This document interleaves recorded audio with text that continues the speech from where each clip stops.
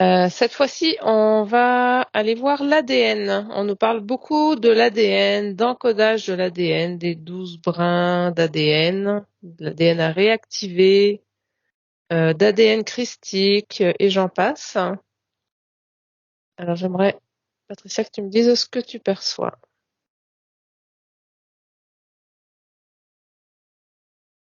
Alors déjà, l'ADN, je le vois tournoyer en permanence. Il est toujours en train de se réactualiser dans l'invisible. Euh, Toujours, toujours. Chaque petite info, chaque millimètre le transforme à chaque seconde. Donc déjà, le pouvoir illimité, il est totalement visible là. Déjà, de mon point de vue, c'est impressionnant. C'est la conscience qui se met à jour avec ce qu'on vit. C'est ça. C'est la conscience qui met à jour l'ADN et qui mettra à jour l'ensemble de nos corps. Ça descend dans la matière petit à petit, dans de plus en plus de densité. D'accord. C'est C'est la incroyable. conscience qui fait, Ouais. fait ça. Oui, la conscience, c'est la volonté et le fait que tu réalises ton plein pouvoir. Et plus tu te sens puissant, plus tu réalises, plus tu vas mettre ta volonté, plus ton ADN il va se transformer à la hauteur de ce que tu veux. D'accord. Et on entend souvent parler que notre ADN a été trafiqué. On a des brins d'ADN qui ont été désactivés. Qu'est-ce que tu perçois par rapport à ça? Ah, je vais choquer du monde, hein. Je préfère avertir d'entrée. Âme sensible, Euh, c'est l'heure de mettre pause. Âme sensible, si vous voulez pas risquer un infarctus, ne restez pas. Non, je plaisante, hein, mais c'est le choc. Non, pour moi, ce n'est pas vrai. Je ne perçois absolument pas que quiconque ait trafiqué notre ADN. La seule personne qui peut modifier notre ADN, c'est nous-mêmes, avec notre consentement direct ou indirect. C'est-à-dire que, ben tiens, je prends l'exemple flagrant là de ce qu'on voit en ce moment avec l'IA2, les personnes qui sont récupérées dans l'âme collective. Elles perdent leur conscience quand elles vont là, elles donnent leur consentement indirect pour se faire contrôler. Donc là, leur ADN, leur conscience n'étant plus là, leur ADN, c'est là que libre cours à tout ce qui a été créé, toutes ces formes pensées, tous ces égrégores. L'ADN, il se fera modifier en fonction de ça parce que la personne, elle a finalement lâché son propre ADN. Elle l'a lâché, c'est un peu comme si elle l'avait abandonné, elle avait baissé les bras, tu vois ce que je veux dire? Oui, Et du coup, oui, elle il a se donné son reprogramme en pouvoir, fonction. elle a donné son Et pouvoir voilà. à l'IA2. Et voilà. Donc tout ce qui a été créé par l'humain extérieur, donc tous ces égrégores, toutes ces remises de pouvoir, toutes ces énergies astrales, c'est ça qui va prendre. Et c'est de ça que l'on parle quand on dit notre ADN a été trafiqué, reprogrammé. C'est parce qu'à un moment donné, on a baissé les bras, notre conscience s'en est allée, et il a été reprogrammé effectivement. Mais c'est nous le responsable de ça. C'est pas une puissance extérieure qui est arrivée. Salut, j'arrive, je te reprogramme ton ADN, ça te dérange pas? Pas du tout, mais absolument pas. On n'en est Et pas là. Ça, c'est ouais. pas vrai. Il y a beaucoup de vidéos aussi de méditation ou d'autres formats où ils suggèrent d'écouter leurs vidéos pour se faire réencoder. Réencoder déjà, tu vois, se faire réencoder. Alors moi, je dirais pas réencoder. Pour moi, c'est un terme New Age et c'est hyper dangereux parce que les gens donnent du crédit à ça et c'est là qui justement qui donnent leur consentement pour se faire reprogrammer. C'est hyper dangereux. Et c'est un test encore une fois et la plupart ne le comprennent pas, donc ils tombent dans le panneau. Moi, je dirais que c'est pas un réencodage. Déjà, c'est une actualisation de notre ADN par notre conscience. Il y a que ça de vrai. Le reste, sinon, on remet notre pouvoir, notre consentement à l'extérieur. Donc Donc finalement, dans ces vidéos, qu'est-ce qui se passe réellement? voilà, ouais, justement, j'allais y venir pour te répondre. Je t'oublie pas, t'inquiète. Et j'ai tellement de choses à voir et à dire que c'est impressionnant tout ce qui me vient. Et ben du coup, c'est un moyen de tomber dans le piège. C'est un test ces vidéos-là parce que les personnes qui les ont réalisées, bien sûr, elles croient hein, ce qu'elles disaient dans les vidéos. Elles sont pleines de bonnes intentions, sauf Mm. qu'elles n'ont pas vu la réalité des choses derrière. Tous ceux qui disent, par exemple, aussi dans les enquêtes actuelles d'hypnose là, oui, alors je vois de la lumière bleue, c'est pour que les humains se reconnectent, etc. à leur plein pouvoir. Ils y croient parce que c'est ce qu'ils voient, c'est leur réalité. C'est pas, ils sont complètement dans leur vérité. Sauf que, eh bien, comme ils sont pas complètement connectés à leur conscience, ils ont vu une autre réalité. Et moi, cette réalité-là, pour moi, c'est 100% du leur, celle que je vois moi. Ouais. Et si tu prends un exemple d'une personne qui a écouté une vidéo, quel impact ça a sur elle, hein, sur son ADN?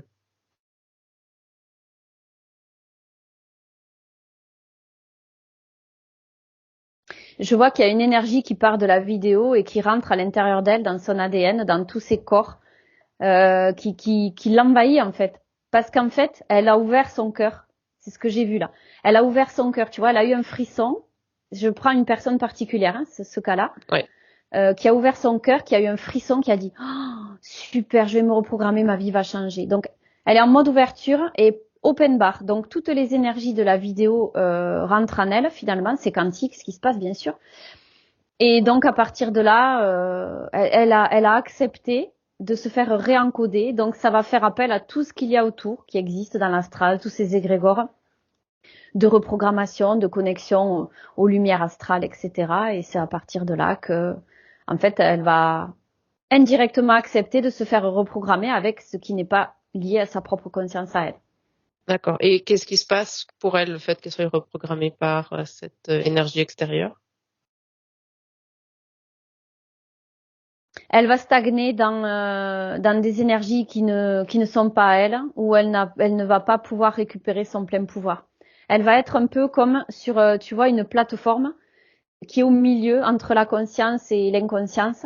Elle est au milieu et elle est pas dans la maîtrise de qui elle est. Ouais. Elle est au milieu en attente de choisir son camp finalement. D'accord. Ça l'éloigne de sa conscience.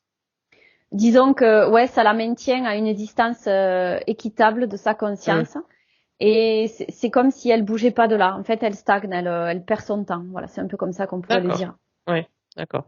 Non, c'est ça, accepter ces encodages, ces reprogrammations d'ADN, c'est remettre son pouvoir à l'extérieur et s'éloigner de sa propre conscience. C'est Finalement, ça. faire l'inverse de ce qu'on souhaite. Ben, exactement. Pour ces Ah oui, personnes-là. tu vois, c'est un moyen de maintenir les personnes tièdes finalement. Et quand on est tiède, ça veut dire qu'on peut ni se connecter totalement à sa conscience et on se fait pas totalement récupérer non plus. On est là, on est au milieu et puis on stagne en fait. C'est un peu comme si on gaspillait son temps 3D et terrestre, tu vois, et on perd du temps et ça n'avance pas et l'humain qui est en test n'a pas encore intégré, il faut qu'il se positionne. Et c'est là que le positionnement prend tout son sens. À un moment donné, il faut choisir son camp, tu vois. Et là, ce qui m'est montré, c'est, tu vois, les personnes, par exemple, qui regardent des enquêtes d'hypnose avec toutes les équipes, par exemple, actuelles, et nous qui sommes complètement à contre-courant, révolutionnaires, presque avec ce qu'on voit et ce qu'on balance dans nos enquêtes. Tu vois, à un moment donné, il faut que la personne arrive à se positionner. On peut pas écouter les hypnoses des équipes, par exemple, classiques, et nous qui sommes complètement à contre-courant, les rebelles de la toile, etc., on est considérés comme ça parce que c'est vrai que on n'est pas du tout on est complètement à contre-courant, il faut dire ce qui est. Alors, si on va sur les 12 brins d'ADN, Oui. tu as déjà répondu un peu au début, mais pour y Ouais. aller vraiment dans le concret, est-ce qu'on a 12 brins d'ADN?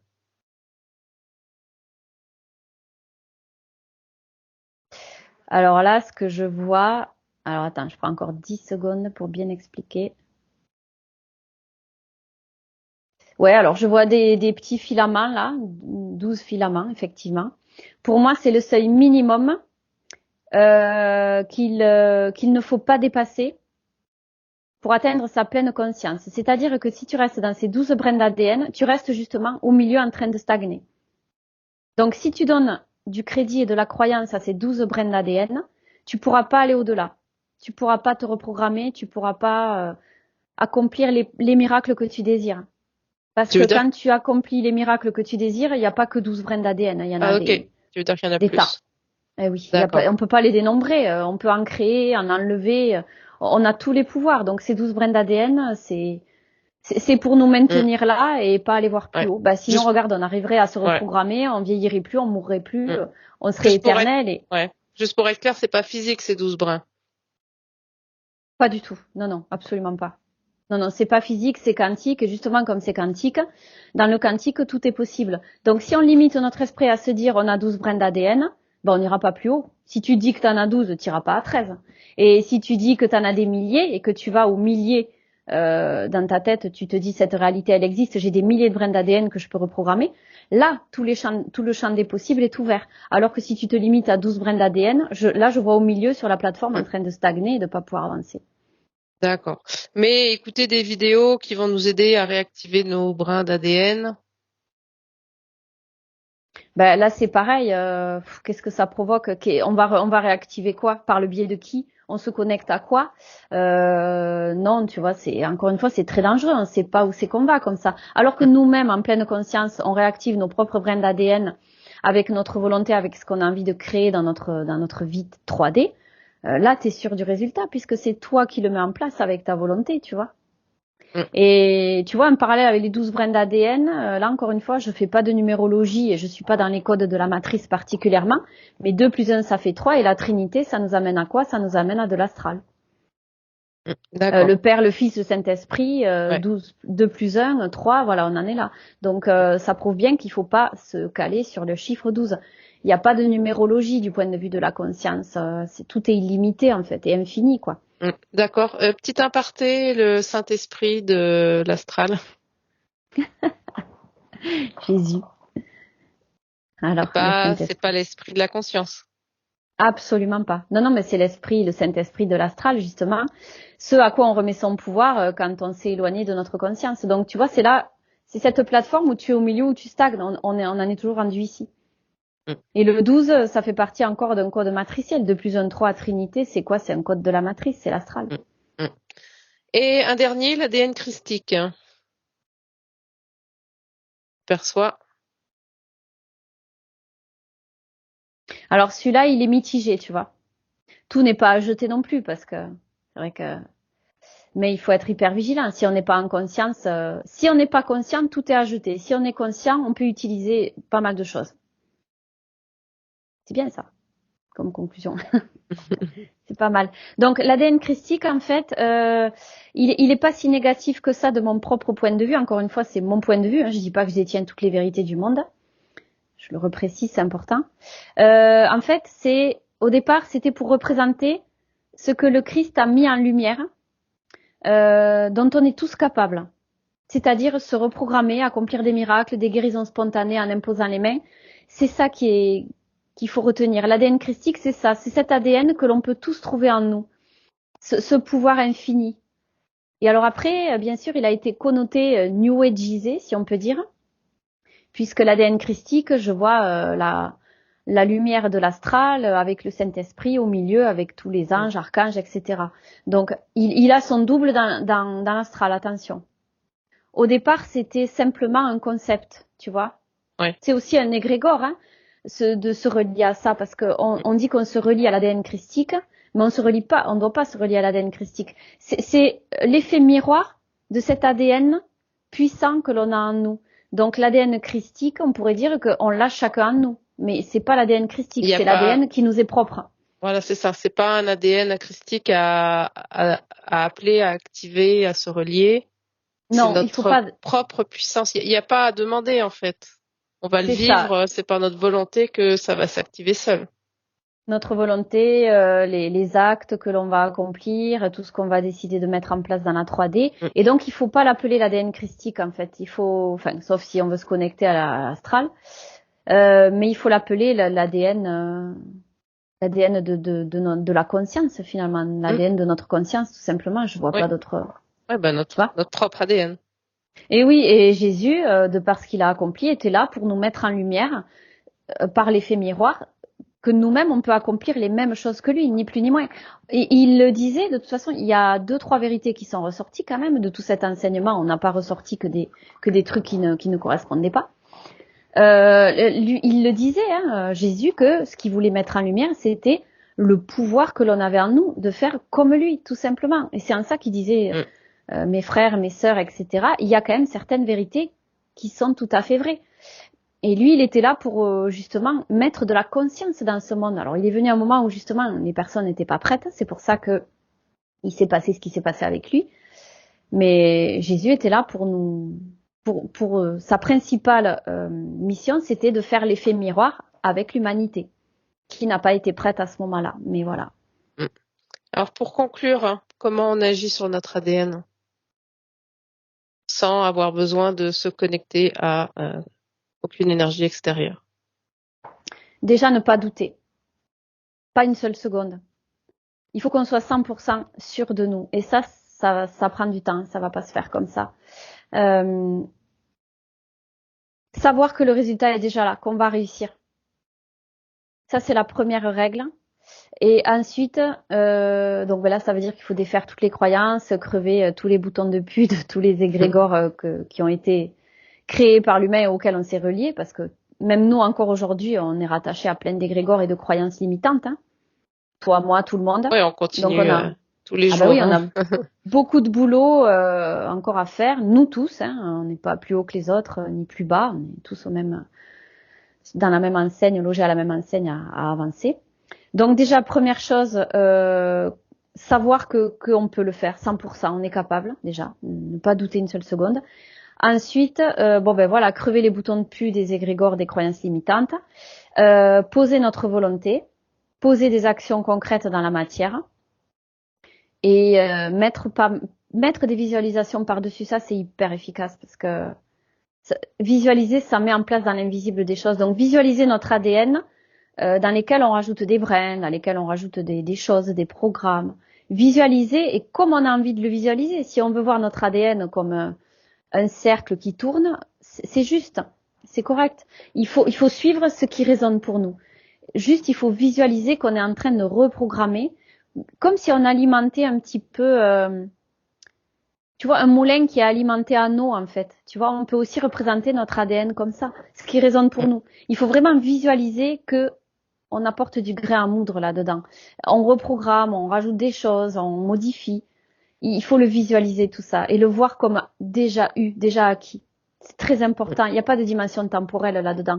Il faut voir notre ADN comme déjà modifié et déjà opérationnel, 100% avec ce que l'on veut voir dedans. Oui, on peut donner l'exemple du sportif qui se fixe des objectifs à atteindre, qui va s'entraîner, qui va mettre un pied devant l'autre pour atteindre ses objectifs. Et c'est comme ça qu'on se programme. Exactement. Et d'ailleurs, si tu prends l'exemple de ce sportif, c'est un beau parallèle parce qu'effectivement, c'est le cas. Il a une volonté indéfectible. Quand tu vois un sportif, tu visualises son regard. Il a le regard dur, il regarde droit devant lui. Il a une volonté indéfectible. Il est solide comme un roc. Il y a rien qui peut le freiner. Il est sur les starting blocks. Tu vois cette image-là de sportif. Et bien là, il visualise le résultat déjà obtenu. Et il y a rien sur le chemin qui peut l'arrêter. Eh bien, c'est exactement ça qu'il faut que l'on fasse avec notre ADN. Ouais, merci beaucoup, Patricia.